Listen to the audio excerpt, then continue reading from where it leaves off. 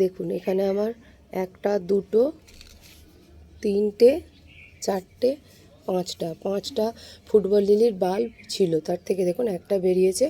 আর এই চারটে football lily যে চারটে পাতা বেরিয়েছে, এই চারটের ফুল হয়ে গিয়েছিল। তার মধ্যে এইটা আমি অনেক দিন আগেই কেটে দিয়েছি, এইটার অনেক দিন আগেই কেটে দিয়েছি। আর এই তিনটের আজকে কাটলাম। এরকম ফুলগুলো হয়ে গিয়েছিল। এরকম ফুটবল লিলির এই স্টিকগুলো নষ্ট হতে অনেক সময় লাগে, তাই এগুলো কেটে দিলে ভালো। বেশি গাছটা তাড়াতাড়ি, মানে এগুলো থাকলে এইগুলো রস শোষণ করবে, মানে টবের খাবারটা খেয়ে নেবে বেশি।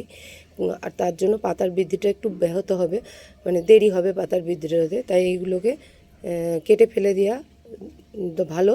আমি এটা কেটে ফেললাম। আর এই যে একটা মাঝের বাল্বটা সব শেষে ফুল হয়েছে, দেখুন এখনও পুরো ফুলটা ফোটেনি, খুব সুন্দর, বিশাল বড় আকারের হবে মাঝেরটা।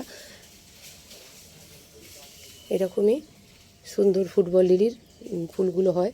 এটা আরও বড় হবে, 3-4 দিন থাকবে।